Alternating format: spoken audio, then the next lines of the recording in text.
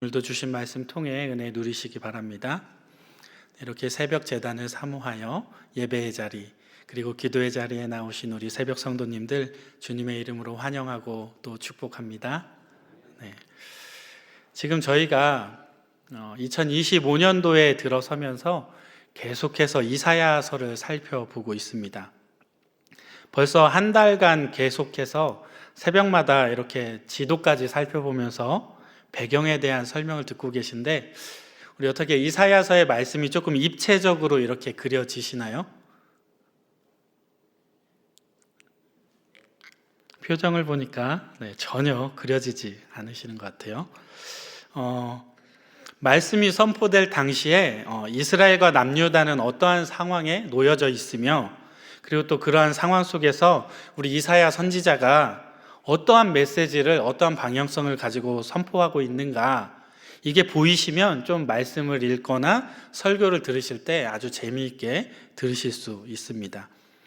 어쨌든 오늘 표정 보니까 아직 입체적으로 그려지지 않는 것 같아서 제가 지금까지의 개관을 아주 간략하게 정리를 해드리도록 하겠습니다. 먼저 이사야는 이게 우시야 왕부터 히스기야 왕까지 시대에 운요아히 이렇게 4명의 왕이, 유대 왕이 바뀔 동안에 활동했던 선지자입니다. 근데 이 이사야 선지자가 그동안 했던 말이나 행적들을 살펴보면 다윗 왕조의 굉장한 친밀감을 보여요. 그리고 은밀한 정치적인 사건들, 그리고 특히 외교적인, 일반인은 알 수 없을 법한 외교적인 어떠한 세밀한 일들에 대해서까지 매우 잘 알고 있는 것으로 보아서 이 이사야가 남유다 왕족이거나 또는 적어도 예루살렘을 이끌어가는 어떤 고위 상류층에 속하는 어떤 지위를 가지고 있을 것이다 라고 이사야에 대해서 학자들은 추정을 합니다. 자, 어쨌든 이사야는 이러한 배경을 가지고 있는 선지자예요. 우리 지도 한번 잠깐 띄워주실까요? 이사야가 활동했던 시기는 이제 아수르 제국이 막 이렇게 세력을 막 기지개를 펴면서 세력을 떨치기 시작합니다. 서쪽으로는 이제 지중해 연안까지 점령했고요. 남쪽으로는 이제 세력이 점점점 뻗어나가서 애굽에까지 뻗쳐 이르게 됩니다. 그러다 보니 이 북이스라엘은 어느샌가 멸망해 버렸어요. 그리고 남유다 역시도 이 지중해 동쪽, 저기 지금 이스라엘이라고 그림 그려져 있는 데 있죠. 요 왼쪽에 있는 바다가 지중해인데 요쪽에 있는 어떤 작은 여러 나라들과 함께 이 아수르의 확장 정책에 의해서 영향을 받을 수밖에 없는 상황에 놓이게 돼요. 이쪽 일대를 아수르가 다 점령해 버렸으니까 그쪽에 살고 있으니 어쩔 수 없이 영향을 받을 수밖에 없겠죠. 자, 어쨌든 그런 상황에 이 유다가 처음에는 아수르의 패권을 인정해줘요. 그래, 아수르 니들 잘하고 있어. 우리가 조공도 받쳐줄게 하면서 이렇게 패권을 인정해주면서 유다가 살아남고자 이제 막 정치적인, 외교적인 애를 쓰게 됩니다. 그리고 나중에는 시간이 지나서 블레셋과 애굽 때문에 결국에는 반아수르 동맹에 가담을 하게 돼요. 이제 우리 이창원 목사님이 막 형님 아우 짱 얘기하면서 이제 얘기했던 거 기억나시죠? 네. 그러다 보니까 어쩌다 보니까 반아수르 동맹에 가입을 하게 돼요. 그러면서 이제 서서히 패망길에 접어들게 됩니다. 자, 여기까지가 제가 오늘 이사야 앞에부터 오늘 바로 직전까지의 역사적인 배경입니다. 이러한 상황 가운데 이사야는 이제 어떠한 메시지를 선포하느냐, 여기 붙었다 저기 붙었다 하면서 스스로가 너희들의 안전을 꾀하기 위해서 하는 모든 어리석은 선택들은 하나님이 기뻐하시지 않는다. 그렇기 때문에 너희는 언약의 말씀을 신뢰하는 가운데 하나님께 다 내어 맡겨 드려야 한다 라고 계속해서 외치고 선포합니다. 그런데 들어와서 아시겠지만 이스라엘 지도자들은 끝까지 스스로가 자기의 안전을 챙기기 위해서 막 정치적인 계략과 술수를 사용하지요. 그렇게 끝까지 스스로의 안전을 도모하였고 결국에는 이 이사야가 심판과 멸망의 메시지를 선포하게 됩니다. 이사야는 비단 이스라엘과 남유다의 심판만 이야기하는 게 아니라 이제 만국의 열국의 심판에 대해서도 이야기를 하죠. 그런데 재밌는 것은 그렇게 심판할 것이다. 너희들의 죄가 만연하니 너희가 하나님을 거스르니 하나님 심판하실 거야 라고 선포를 하면서도 그 하나님의 신실하신 언약에 기대서 희망을 계속해서 노래하게 됩니다. 그래서 이사야에 보면 남은 자 사상이라고 해서 남겨진 자들, 그래서 바벨론으로 포로로 끌려갔다가 그곳에서 또 세력을 일구어서 돌아오게 되는 남은 자들에 대한 이야기가 등장하게 되죠. 자, 어쨌든 지금까지가 이 당대의 역사적인 배경 그리고 또는 이사야가 선포했던 메시지의 방향성입니다. 이사야가 이제 무슨 말을 하는지 조금 알겠죠? 알겠죠? 네. 아셔야 되는데. 이제 좀 입체적인 어떤 그림이 그려져야 돼요. 아, 지금 이스라엘이 어떠한 상황이구나. 그리고 이사야는 계속해서 어떤 말을 하고 있구나. 이러한 것들을 조금 머릿속에 그리셔야 됩니다. 자, 이처럼 23장까지가 이 구체적인 나라들, 각 나라들마다 너네들은 뭐가 어땠고 뭐가 어때서 어떻게 심판받을 거야 라고 구체적으로 심판의 내용을 선포하고 있는 반면에 이제부터 24장부터 27장까지는 이사야의 소묵시록이라고 불리는 부분인데요. 이 마지막 때의 종말론적 심판 그리고 메시아 왕국의 승리를 선포하는 내용들이 이제 오늘 다룰 내용과 계속해서 이제 살펴볼 내용들이 담겨져 있습니다. 그런데 중요한 것은 23장까지 계속해서 언급했고 결국에는 그 실현되었던 역사적인 그 사건들을 통해서 하나님의 공의 그리고 하나님의 심판의 원리가 지금까지 지나온 역사를 보니 선포되었던 것들이 이루어졌고 그것이 하나님의 공의에 의해서 조정되어졌다. 그리고 앞으로 먼 미래에 마지막 때에 이르게 되면 그때 역시도 과거에 그랬던 것처럼 하나님의 공의에 의거하여 하나님의 합당한 심판이 이루어질 것이다 라는 것을 이야기하고 있습니다. 특별히 역사적으로도 멸망당한 자들과 또 남겨진 자들이 구별되어졌던 것처럼 마지막 때가 되면 분명히 그 심판날에도 멸망당해서 지옥불에 떨어질 자들과 구원받을 자들이 극명하게 대조를 이루게 될 것이다. 이게 오늘 그 소묵시록을 보면서 이제 느끼게 될 내용들입니다.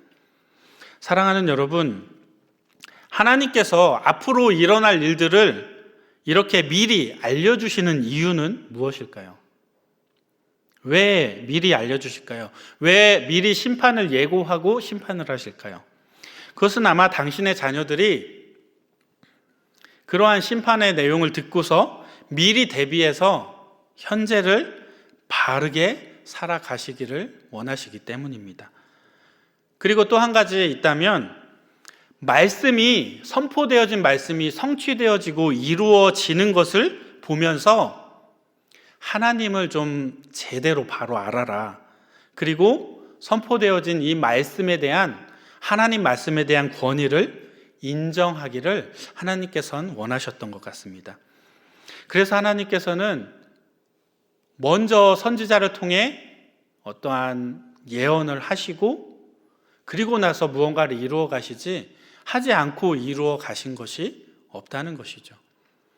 우리가 매일같이 상고하고 읽는 성경 말씀은 이러한 하나님의 자기 계시, 이러한 하나님의 예언, 하나님의 묵시, 하나님의 뜻, 하나님의 계획에 대해서 우리에게 알려주고 계신 책입니다. 오늘 새벽에 이러한 묵시의 내용을 함께 살펴보면서 이 온 세상에 임하게 될 이 심판의 원인과 그리고 그 심판의 결과를 함께 조금 살펴보면서 우리가 정말 붙잡아야 할 삶의 방향성은 무엇인가, 이것을 함께 나눠보고자 합니다. 지금까지 이사야는 계속해서 얘기했지만 이방 민족을 개별적으로 언급하면서 구체적인 내용으로 심판을 선포했습니다. 그런데 오늘 본문인 24장에서는 어떤 특정한 나라, 특정한 무언가가 아니라 땅에 대해서, 땅 자체를 심판의 대상으로 삼고 그렇게 예언이 선포되어지고 있습니다. 땅을 심판의 대상으로 삼음으로 인해서, 땅을 심판함으로 인해서 그 결과가 온 세계에 파급되어지는 그러한 모습으로 이 예언이 기록되어져 있습니다. 하나님께서는 왜 땅을 심판하시고 또한 세상을 심판하려고 하시는 걸까요? 우리 오늘 본문 5절 말씀 같이 한번 읽어볼게요. 5절입니다. 시작.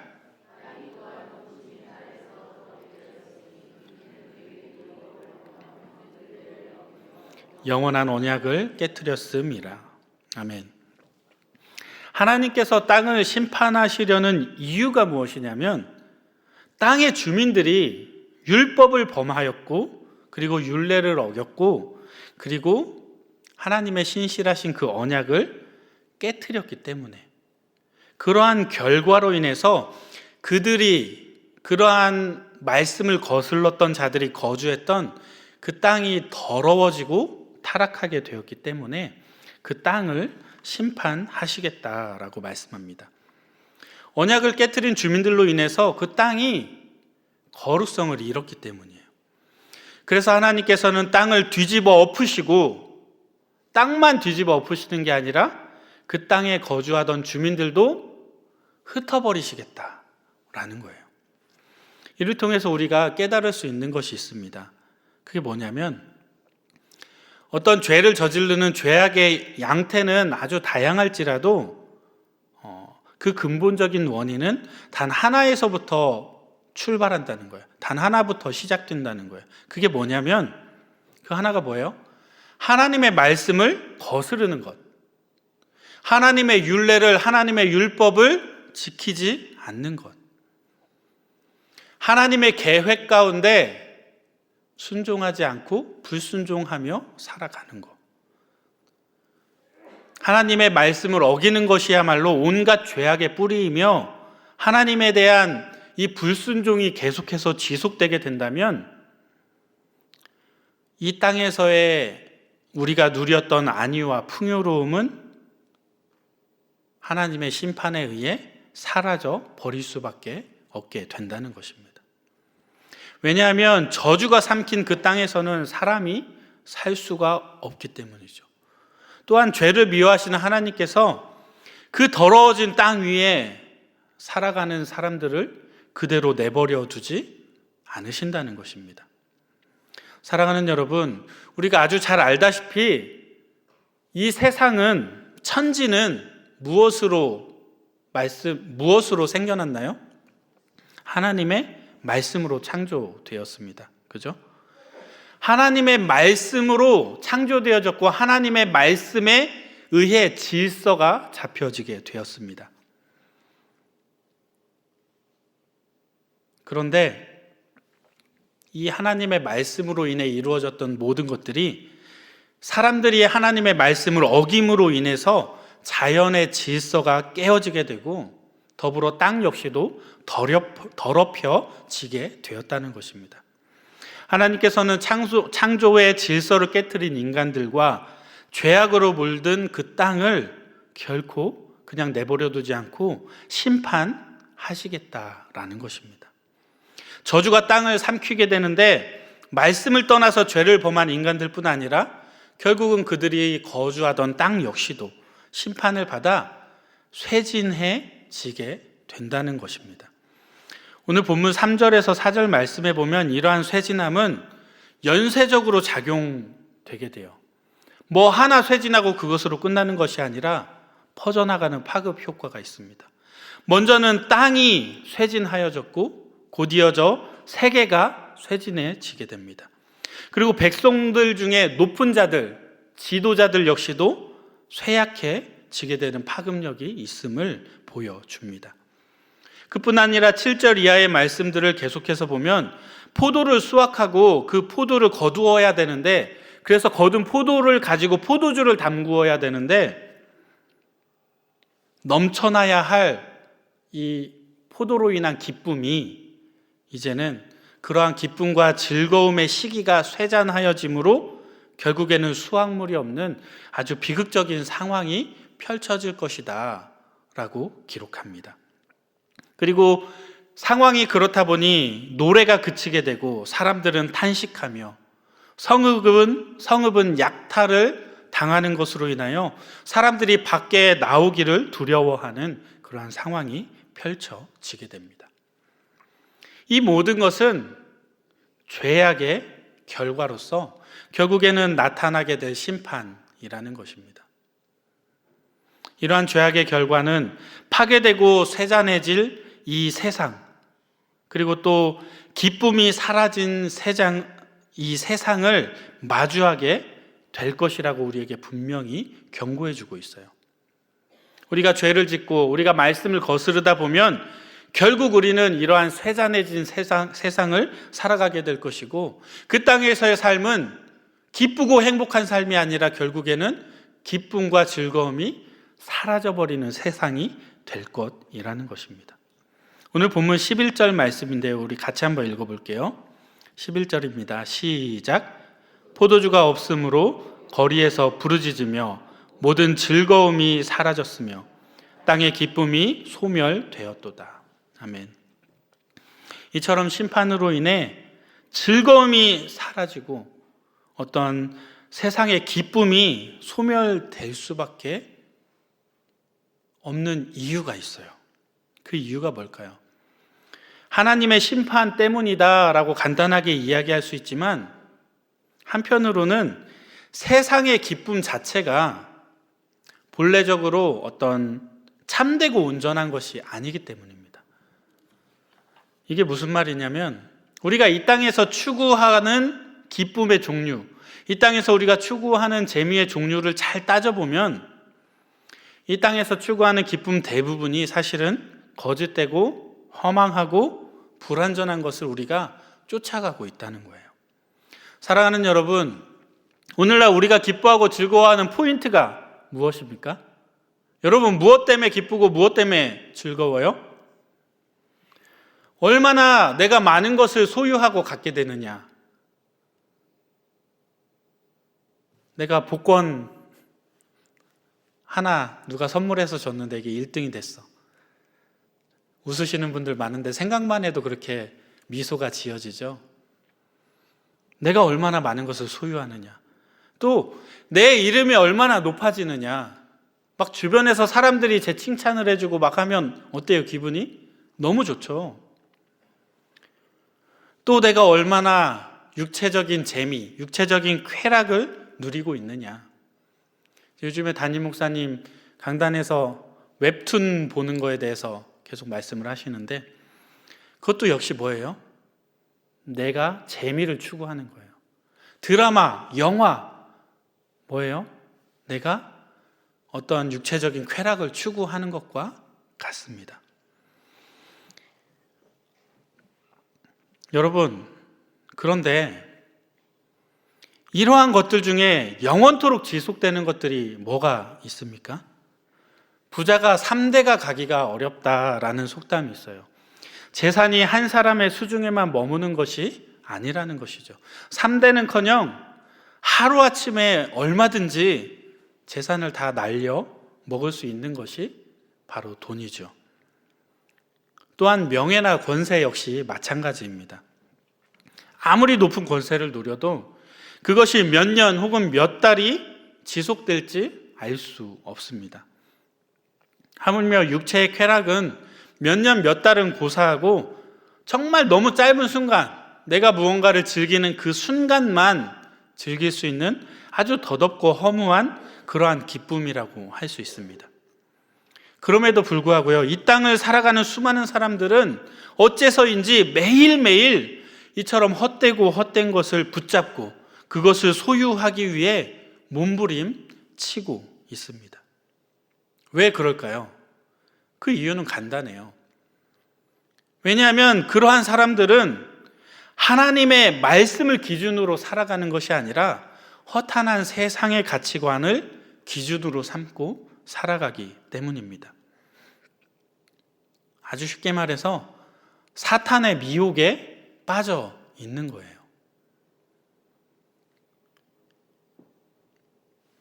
사랑하는 성도 여러분, 여러분들이 추구하고 있는 이 땅에서의 기쁨은 무엇입니까? 혹시라도 앞서 말했던 헛된 것들을 쫓고 있다면 우리 이 시간 돌이켜야 합니다. 우리가 이 땅을 살아갈 때 땅의 것보다는 하늘에 속한 신령한 것을 추구해야 합니다. 세상에 속한 것보다는 하나님께 속한 거룩한 것을 먼저 구해야 합니다. 그렇다고 해서 제가 이 땅에서 아무런 낙도, 기쁨도 즐거움도 없이 살라는 말이 아니에요. 우리가 최소한 무엇이 참되고 무엇이 거룩한지, 무엇이 하나님이 기뻐하는 일인지, 무엇이 온전한 것인지를 좀 분별하면서 우리가 먼저 그의 나라를 구하고 그의 의를 구하고 살아갈 때 하나님께서 그 나머지 것들은 자동적으로 더하여 주실 것이라는 것입니다. 사랑하는 성도 여러분, 먼저 그의 나라와 의를 구하시는 우리 이 새벽이 되시기를 주님의 이름으로 축복합니다. 이제 말씀 마무리할게요. 사랑하는 여러분, 하나님께서는 심판에 대해서 분명히 선포하셨고 구체적인 결과까지도 말씀해 주고 계십니다. 오늘날 이 땅에서도 심판의 징조들이 너무나도 선명하게 난무하고 있어요. 심판의 때에 일어날 일들이, 사태들이 지금 이 땅 가운데 너무 많이 펼쳐지고 있다는 거예요. 바꿔 말하면 마지막 날이, 심판의 때가 멀지 않았다는 것입니다. 그런데도 불구하고 사람들은 자기가 사단에 미혹당하고 있는 것도 모른 채 여전히 자기 소견에 옳은 대로, 내가 옳은 대로, 내가 원하는 대로, 내가 즐겁고 기쁜 대로 살아가고 있다는 것입니다. 사랑하는 새벽 성도 여러분, 그렇다면 지금 여러분들은 어디에 속해 있으며 어떠한 삶을 추구하며 살아가고 계십니까? 아무쪼록 이 새벽에 다가올 심판을 예비하는 삶을 위해 기도하시고 세상의 즐거움보다는 하나님의 나라를 바라보며 그것으로 말미암아 즐거워하는 복 있는 인생 살아가시는 저와 우리 성도님들 되시기를 주님의 이름으로 축복합니다. 우리 이 시간 같이 한번 기도했으면 좋겠습니다. 우리가 이 땅에서의 헛된 것들을 쫓는 삶이 아니라 정말 먼저 하나님의 나라와 그의 의를 구하는 삶을 살게 해달라고, 정말 허탄한 욕심을 쟁취하기 위해서 이 땅에서 몸부림치는 것이 아니라 하나님의 뜻이 이 땅 가운데 펼쳐질 수 있기를 위해서 몸부림치고 발버둥치는 우리 그리스도인들, 세상의 빛과 소금의 역할을 할 수 있는 그리스도인들 되게 해달라고 우리 시간 같이 한번 기도하겠습니다. 다 같이 기도합니다. 주여, 할렐루야. 사랑해 주님, 감사와 영광을 올려드립니다.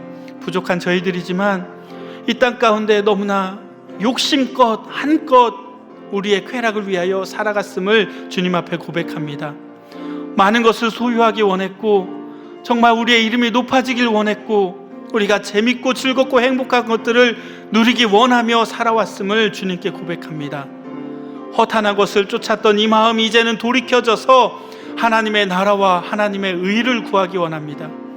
하늘의 신령한 것과 하나님께 속한 거룩한 것을 먼저 구하기 원합니다. 우리가 이 땅에서 아무런 낙도 즐거움도 없이 살아간다는 것이 아니라 정말 하나님 기뻐하시는 것, 정말 참되고 거룩한 것이 무엇인지를 먼저 분별하며 살아갈 수 있도록 저희에게 분별력을 허락하여 주옵소서. 하나님의 나라와 하나님의 의를 구하며 이 땅에서 힘있게 살아가게 하여 주옵소서. 하나님의 뜻이 이 땅 가운데 펼쳐지기 원합니다. 저희들의 손을 통하여 펼쳐 주옵소서. 사랑해 주님 감사를 드립니다. 오늘 말씀 통하여 우리가 이 땅에서 무엇을 기준으로 살아가야 할지를 다시 한번 돌아봅니다. 허탄한 세상의 가치관을 쫓아가는 것이 아니라 하나님의 말씀을 기준으로, 하나님의 뜻과 하나님의 계획을 기준으로, 무엇보다 먼저 하나님의 나라와 의를 구하며 살아갈 수 있는 귀하고 복된 제자 광성교회 성도들이 되게 하여 주옵소서. 허탄한 것을 쫓는 것이 아니라, 허무한 것을 쫓는 것이 아니라 하늘의 신령한 것과 하나님께 속한 거룩한 것을 먼저 구하며 살아가는 복 있는 인생 되게 하여 주옵소서. 오늘 이 하루도 주님께 쓰임받기 원합니다. 오늘 이 하루도 주님으로 말미암아 기뻐하기 원합니다. 나의 삶의 주인 되어 주셔서 나의 삶을 주님으로 말미암아 기뻐하며 주님으로 말미암아 행복할 수 있는 복을 누리는 삶을 살아가게 하여 주옵소서. 언제나 함께하여 주실 줄 믿사오며 우리 주님 예수 그리스도의 이름으로 기도드립니다. 아멘. 주여, 주여, 주여. 할렐루야. 사랑해 주님, 감사와 영광을 올려드립니다. 주님, 제가 무엇으로 이 땅 가운데 복을 누리며 무엇으로 즐거움을 누리며 살아갑니까? 오직 여호와로 말미암아 즐겁기 원합니다. 여호와로 말미암아 나의 삶이 의미를 찾기 원합니다. 세상의 다른 어떠한 것을 쫓는 것이 아니라 오직 말씀 진리 되시는 하나님을 기준으로 이 땅 살아가게 하여 주옵소서.